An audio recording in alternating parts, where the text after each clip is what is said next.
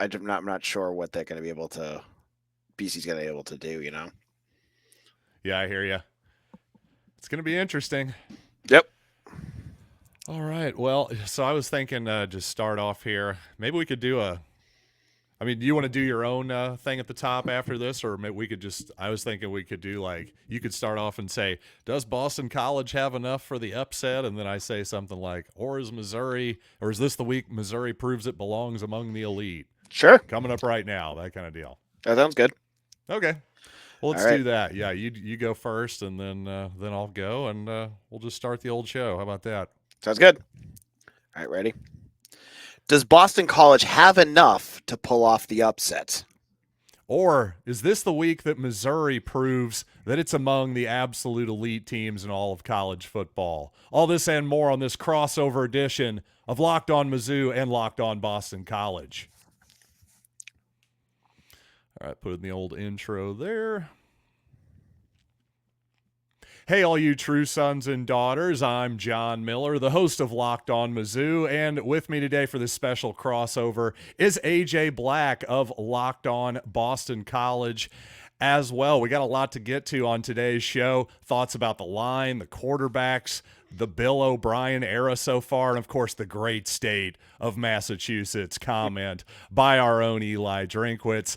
But I want to say now through September 22nd, all FanDuel customers can bet $5 and get a 3-week free trial of NFL Sunday Ticket from YouTube and YouTube TV. Visit FanDuel.com to get started. And AJ, I just want to start this program just with kind of a simple question for you. What's your level of confidence for Boston College coming into Columbia this weekend? I'm not sure. This is a game I'm just having a real hard time getting a feel for. I look at the numbers, I look at what Mizzou has been able to do, and that they haven't let up any points, that they haven't, they've scored they outscoring 89-0, something like that. And then the projections of what Boston College should have been this year, which is their over under was like 4.5. Obviously, they're playing a lot better than that.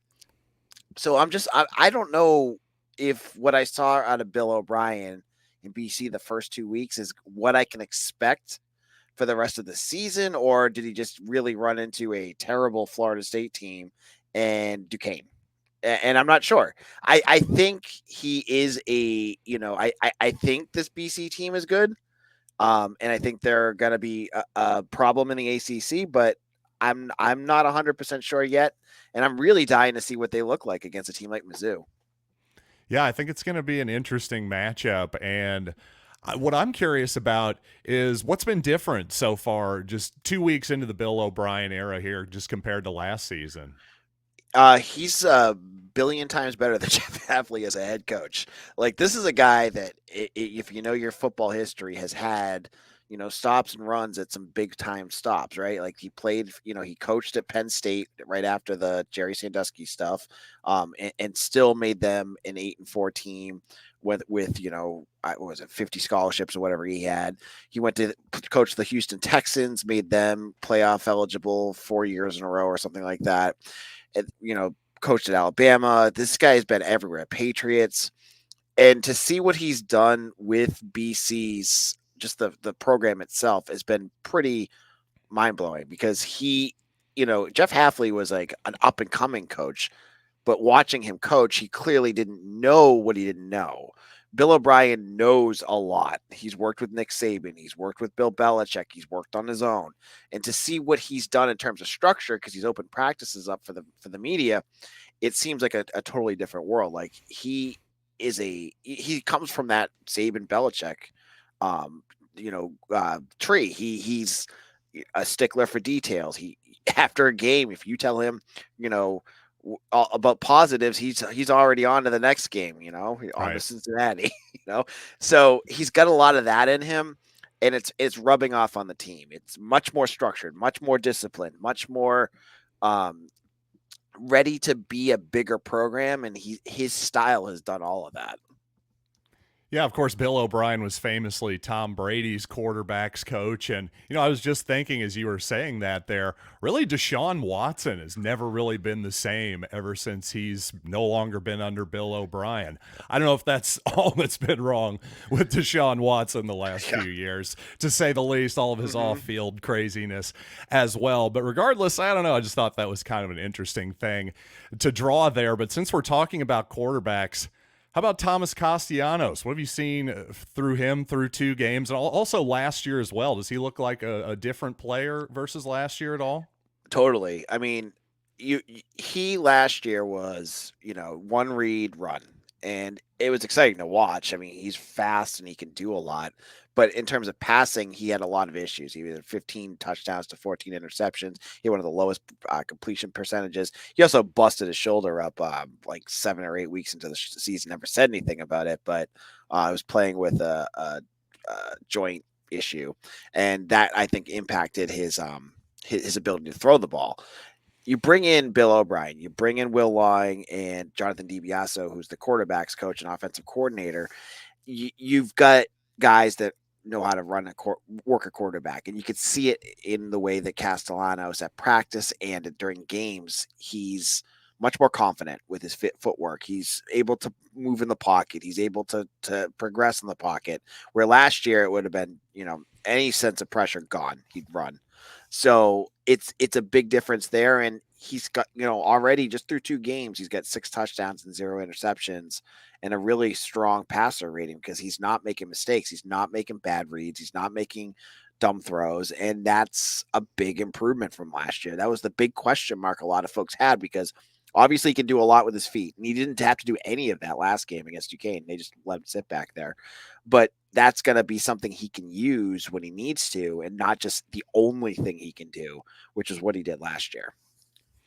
What I'm curious to see is if Boston College, and correct me if I'm wrong here, AJ, but I'm really curious to see what the Eagles can do when they're forced to pass. I didn't Mhm. really see them be forced to pass at all against Florida State, and that's a credit to them. They played a really clean game, and they were moving the ball forward, and that offensive line was dominating. So fortunately for Castellanos, he didn't really have to ever pass the ball. So when Yep. he threw the ball, it was almost like, okay, it could have been a run, could have been a pass, could have been anything.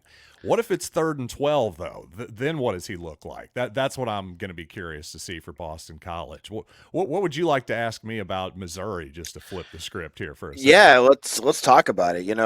It's 2-0, but you haven't really played much anyone yet. But I mean, the talent is there. What have you seen out of Brady Cook so far, and in terms of his quarterback, and is he going to be able to be one of the best quarterbacks in the SEC? That's the question. I don't think Brady Cook necessarily has to be one of the absolute best quarterbacks. Like, does he have to be better than Jackson Dart and Quinn Ewers for Missouri to make the playoff? No, I don't think so. He's definitely got to be above average, though, for sure. And to be perfectly honest, he's probably got to be a little bit better than he's been the first couple weeks. Now, he's done a great job of being the game manager so far, in particular last week. Did a great job of managing the offense to just churning out first downs and getting points and all that good stuff. In week 1, he missed some deep shots and has been a little bit long on some of his passes because, to me, just some simple footwork stuff that he can clean up fairly easily. But I don't know that Brady Cook's ever going to be an upper echelon quarterback in terms of at that absolute tier 1 level. Is he above average though? Yeah, I think he is. And I think that's what Missouri needs with the kind of depth that it's showing right now. And Bill O'Brien earlier this week said 4 NFL wide receivers on this team. That there's enough talent. We all know about Luther Burden. I mean, even up here in Massachusetts, we know who he is. Probably a first-round draft pick, and obviously he's going to be a guy that BC's going to have to focus on. But what are some of these other weapons that O'Brien was talking about, and who should BC fans know about going into this game? Well, the first and obvious answer there is Theo Wease, who had a huge game last week with 13 catches for about 150 yards, something like that. When Burden actually was out with a bit of an illness last week, according to Drinkwitz, and I just actually saw Wease was was in a first round mock draft by CBS Sports this morning. Obviously, really early for all that draft talk, but at the same time, that just gives you an idea of how good Wease is as a player. I'd say Marquise Johnson, whose literally nickname is Speedy Johnson. The reason for his nicknames are quite obvious. He could maybe develop into that kind of player. I don't know that I'd go so far as to say there are 4 NFL receivers on this roster. That might be a little hyperbolic. There's certainly 2, though. I think that's pretty obvious. Missouri's 1 and 2, Wease and Burden. I think both of those guys are NFL players for sure. And they're definitely going to eat if Boston College's secondary is not up to the challenge. And you know what? Speaking of eating, AJ, how about that for a transition? My That was God, beautiful. am I good at this stuff or what? But coming up in the show, I do want to talk about the point spread and also the great state of Massachusetts line. But first, yes, we got to eat. Let's talk about Factor meals, because with Factor's no prep, no mess meals, you can make your wellness goals thanks to the menu of chef-crafted meals with options like Calorie Smart, Protein Plus, and keto. And you know what? I'm a big old boy, AJ. I'm going to need some protein plus. And I'm also a lazy man, especially when my wife is not around. So having 35 different meals and more than 60 add-ons to choose from every week, I'm always going to have new flavors to explore, whether I'm actually taking any time in the kitchen or not. You got to enjoy these effortless meals that fit your lifestyle. Just head to factormeals.com/lockedoncollege50 and use code LOCKEDONCollege50 to get 50% off your first box plus 20% off your next month. That's code LOCKEDONCollege50 at factormeals.com/lockedoncollege50 to get 50% off your first box plus 20% off your next box while your subscription is active. And not only that, AJ, I got more deals for you. And you've heard us talk a lot about FanDuel here on the Locked On Network, America's #1 sports book. Well, we have something a little different for you. Now through September 22nd, all FanDuel customers can bet $5 and get a 3-week free trial of NFL Sunday Ticket from YouTube and YouTube TV. Then with a YouTube TV base plan, you'll be able to watch every regular season Sunday afternoon at a market game. All you need is a Google account and a current form of payment, and you can cancel at any time. And if that's not enough, be sure to check out FanDuel's Profit Boost in the app and use it for FanDuel's Double Your Winnings for all of Sunday, and that's this Sunday, the 15th, pregame moneyline bets, all of them. Profit Boost will be starting live tomorrow. View your account page now to learn more about your boost. Just visit FanDuel.com to download America's #1 sports book. And obviously, hey, since we're talking FanDuel, we're talking lines, let's talk about the line. 16.5 Missouri is favored here for a game between 2 ranked teams. So what do you think, AJ? Is that too high or is that about right? Whew. I'm not. I think it's. I think it's right. I think. I'm thinking that 34-17, something like that. So right around 16.5 sounds about right to me. I expect that BC is going to try to do what they've done in the first 2 games, which is especially against Florida State, which is control the clock, slow down the game, shorten it as much as they can, and try to keep Brady Cook on the sideline. If that's the case, it could be a lower scoring game. That being said, I'm again not sure BC's, especially their secondary, hasn't been tested enough yet. Will they be able to prevent explosives against Wease and Burden? That's another big question. If they can't, that's going to get that could lead up to some points. So, it's a young team with a new coach, and I think there's a lot of expectations. And Bill O'Brien says all the right things, but I get the sense too that they understand that they are a big dog going into this game. And I expect a team like Missouri that obviously wants to be a playoff team. They're going to be playing on all cylinders at home. This is going to be tough. And even, I wouldn't be surprised, if it's a 10-point game going down to like the 8 minutes into the fourth quarter or something like that. And then, Mizzou just gets one more touchdown and makes it 17. That would be something I would expect. I think maybe that could be the way it goes. It's like, it's not that much of a blowout. And then just it's that like coup de grace at the end that just puts it over puts the betting edge over for you. Yeah, I think maybe the problem for Boston College, I think there is certainly a formula for BC to pull the upset. It's going to obviously they're going to have to win the turnover battle. First of all, I think would be a big thing to say the least in any football game if you're going to pull the upset.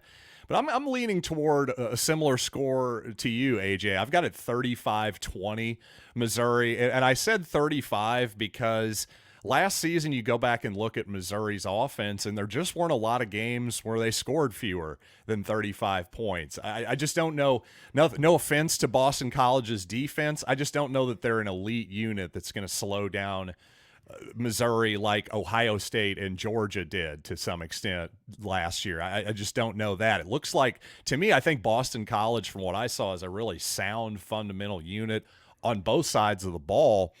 The special teams, well, that's another story, especially the punting game maybe leaves a lot to be desired there. What have you seen from that? I was at practice yesterday and or a little while ago, and I was watching I was watching the punters, and I'm like, hey, they've got to be trying that out. And Sam Candotti, their Aussie rules punter, has shanked 2 in the last 2 weeks. And I talked to my film guy, Mitchell Wolf, and he doesn't blame him for that, but I mean, I've seen enough of that. Like that's going to come back and bite them at some point if he kicks another one off the side of his foot. So I think that's a big issue. I just like with what you're saying with Missouri, like it's hard to like nitpick what BC's done wrong so far because they just shut out a team and just blew, you know, you got to remember for BC in the last 5 years, I mean, BC almost lost their FCS game against Holy Cross last year. That's how bad Halfley had it. He was just not a thorough coach. To go against a Duquesne, and I know it's all FCS and whatever, Right. and just blow the doors off of them was what you'd want. And so that's a big improvement. And then to start the season off with a top 10 win, it's hard to like find the negatives because they weren't like Right. penalized. They had 1 penalty the first game against Florida State. Last year they had 19 against Florida State. Wow. It was school history record right there. That sounds like a national record. 19, my goodness. And it was against number 4 Florida State at home in the red bandana game, which is a big. Obviously, we're recording this on 9/11. It's a big deal, right? They had that game. They were down 31-29. It was third down, and they stopped him, but they stopped him by pulling the guy's face mask off. So then they lost because they turned the ball back over to him, and that was it. So it's a big change in terms of just like the team is much, as you said, much more sound. The tackling's better, the mistakes aren't there. So I think back to this is a team that shouldn't but shoot themselves in the foot, but against a team like Mizzou, could it happen? I still keep waiting for Castellanos. I love watching him play. He's an exciting player, but he has a tendency to make mistakes. I haven't seen it yet, but I still think it's going to be there. I'm just not sure when it's going to come out. Now, despite all of Missouri's really good receivers, I just don't think that you can let Missouri just take its easy little dink and dunk passes and run that outside zone. I just don't think that's a recipe for success. Do you think BC has it in them to actually maybe dare Missouri to try to beat them deep a little bit and just kind of hope for some good variance there? I think BC is going to have to play aggressive. Like they can't. I think so too. Like Tim Lewis, their new defensive coordinator, that's his thing, right? Like his bread and butter when you talk to him during the preseason was, I'm going to be aggressive. I'm going out, and like the players, like we're going to play like our hair's on fire. They're going to have to. They can't like sit back and just hope that their corners are good enough because they're not. They're good, but they're not great. You're gonna have to like get Donovan Azaraku, who's a really good defensive end, out there and making plays, or Neto Ekpala or Cam Horsley. All their defensive line has played pretty well so far. They're going to have to be disruptive. You're going to have to throw exotic blitzes at them, confuse Brady Cook at the line, and hope that he can make mistakes, because that's the only way you can win this game. I keep saying, I said it on my podcast yesterday, that like I think BC has to have at least two turnovers in order to stand a chance in this game, and that you're going to have Thomas Castellanos play Superman. I think there's a chance that Thomas Castellanos, this could be a game where he does do that, right? Like he has that tendency. Like his big thing is like he makes big plays when they need him the most. This could be a game where he does that, but you need the other side of the ball too, right? You need to have some variance there. You need those explosive turnovers, and I'm not sure BC has that in them to do that. So that's going to be the two big things. Can Castellanos play Superman, and can they make turnovers? Yeah, I think I agree with you. I really agree with your analysis just based on what I've seen from BC. I watched all the snaps of the Florida State game and a little bit of the Duquesne game too. So you know what? Too much agreement. Let's get upset at each other here coming up in a little bit. I'm going to finally pay off this tease that I've been teasing the whole show, the great state of Massachusetts thing. We're going to get there here in just a little bit. But first, though, let's talk about LinkedIn Jobs, because when you're hiring for your small business, you want to find quality professionals that are right for the role. That's why you got to check out LinkedIn Jobs. LinkedIn Jobs has the tools to help find the right professionals for your team faster and for free. And the deal is, when you hire the wrong person, that's not just a mistake. That's a mistake that's going to cost you time and money and hassles and everything else. And it's the opposite. When you find the right person, it's better. You're going to want to give them even more money. That's the beauty of LinkedIn, because it's not just a job board. It helps you hire the right professionals that you can't find anywhere else, even those who aren't actively looking for a new job but might be open to the perfect role. In a given month, more than 70% of LinkedIn users don't visit other leading job sites. So if you're not looking on LinkedIn, you're looking in the wrong place. So post your job for free at linkedin.com/lockedoncollege. That's linkedin.com/lockedoncollege to post your job for free. Terms and conditions apply. All right, AJ. So obviously 3 years ago, Boston College pulled the upset, although that was a pretty mild upset, I would say, at least compared to the 16.5 that the Eagles are facing this week. But I know Eli Drinkwitz caught a lot of people's ire with the great state of Massachusetts comment. Basically, he said, hey, I can't remember the last time Missouri got a recruit from the great state of Massachusetts, which is a very true statement. So be honest. You're really upset because Massachusetts is actually a commonwealth, right? That's what got your goat. Yeah, that was great bulletin board material, wasn't it? Oh, it was great, and I think even when BC won, they used it in their like victory graphic. Why not? That's the great thing about college football. It's good right? fodder. Like I have to say, and this is kind of going on a diatribe here, that Missouri and Boston College have nothing in common. Like nothing. There's no history other than that game. There's, you're SEC, we're a private Catholic school up north. It's very different. But I got to tell you, your fan base, they are loud and they are obnoxious. I put out 2 preview episodes so far about the game, and I really only talked about Missouri themselves for about a minute. And I usually, BC, it's even though with Bill O'Brien, we're getting better. I got like 10 comments. Usually it's not a ton on my podcast. I got 85 yesterday, and they're all Missouri fans telling me I'm an idiot and that I don't know what I'm talking about. And that, you're going to hold the receipts. I'm like, I'm not even telling you that BC is going to win this game. So I love it. I love that we have fans that are going at each other. My fan base and BC fans are going at Missouri fans, and Missouri's going right back at them. That's what makes college football fun. So, and you're welcome for the extra revenue, by the way. Exactly. That's a beautiful thing. All those extras. Keep coming back. That's all we're looking for, baby. I was going to say, keep hating on AJ. Keep hating on me too, BC fans. I'm sure I said something that'll get their ire as well. They did tell me multiple times that I needed to be on a show with you. So. I love it. Well, we're doing it right now. I had several people say the same thing about you, mostly positive, but one person was saying that you were talking crap about our schedule. Explain yourself, AJ.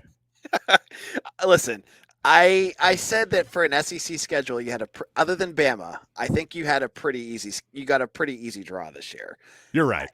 And it's not, and then they went back to me and said, what do you have for the ACC schedule? And look at, I'm just saying objectively what I saw there. I'm not talking from a BC perspective because yes, we're playing in the ACC, which is very As long as different. you throw in the phrase relatively easy schedule, I'm cool with that. Because for Yep. an SEC schedule, yeah, you're right. It probably is the easiest one in the conference. But yeah, relative to other conferences, any SEC schedule is hard, I think, is the point Right. Missouri fans are making. But yeah, we got a favorable draw. I don't know how you could really argue with that. You dodged Georgia, you dodged, Texas. Texas. Yep. Yep. Yep. Ole Miss, who I think's really, really good. I've been on them all off season, Yep. just as a slight tangent there. But one thing I'm a little worried about, just getting back to the BC game here for just a little bit, wheel routes. Trayshawn Ward down the field. Man, Florida State learned a hard lesson. I got to think the Eagles are going to be trying that play out on Missouri's linebackers again. Oh, yes. It's I forget how many times my film guys did it. I think they ran it like 10 or 11 times. Oh my God, was it that many? Yeah, they just Florida State weren't covering it, so they just kept throwing it at him. So, Right. Do it until their morale improves, right? So, yeah, that's been the go-to, and that's I think an interesting thing that I think we haven't brought up yet is that honestly, against Florida State, they were able to keep it relatively vanilla. They didn't have to whip out, as you said, like the passing game. Right. Didn't have to do much of that. And against Duquesne, they did none of that. They just went very bland. So there could be wrinkles with BC's game plan that we just haven't seen yet that I think they're going to probably unveil against Duquesne. I mean, not against Duquesne, against Mizzou. Yeah. No, I got you. Yeah. And honestly, there's probably some stuff that they were going to unveil against Florida State that they didn't have to because they were up 14-0 early, basically just held the lead forever. Mike Norvell was down one possession and thought it was a great idea to go for it on 4th and 5 in his own end. I don't know, some strange coaching there from the Seminoles too, but a really, really impressive win. No matter what you think of Florida State, that was one hell of a win to start off the Bill O'Brien era. You got to give him that, no question about it. And by the way, a heck of a matchup here too. This according to the Columbia Daily Tribune's Colin McAndrew. This matchup of ranked teams here, Missouri 6th in the AP poll, Boston College currently 24th. The first non-conference game played at Memorial Stadium between two teams that are ranked in the AP top 25 since October 4th, 1980. Against Penn State. AJ, I was not even alive then, and I'm guessing you weren't either. So that's a pretty remarkable stat. And speaking of remarkable, well, that probably tells you that Gary Pinkel's non-conference schedule back in the day was not the most challenging thing in the world. And AJ, I hate to say it, I hope this isn't the most challenging game in the world for Mizzou, but I definitely see some scenarios where it could be. I'm interested to see how this plays out. If the Tigers blow out BC, I think that says more about how good Missouri is than anything about BC. Bill O'Brien really seems like he's got this program going in the right direction. AJ, thanks for coming on the show. You got any closing thoughts? Anything you want to throw out at me at the last second here? No, not really. I just looking for, as you said, I think for BC fans, it is. This is the really last tough game BC has, Florida State, and then it's kind of eased up after this. So anything could happen, right? Anything can go on. And I think for BC fans out there, it's important to realize there's still 9 games after, or 8 games after, 9 games after this. So sure, breathe. And I know for college football fans, that's not easy. So no, it's not. We don't have enough to talk about, AJ. So every moment you got to make something big out of it. But hey, AJ, thanks for joining me. Thanks to all of you for listening. And for AJ Black, I'm John Miller, and this has been Locked On Mizzou and Locked On Boston College. All right, man. Thanks. That was fun. Yeah, absolutely. Good shit. Yep.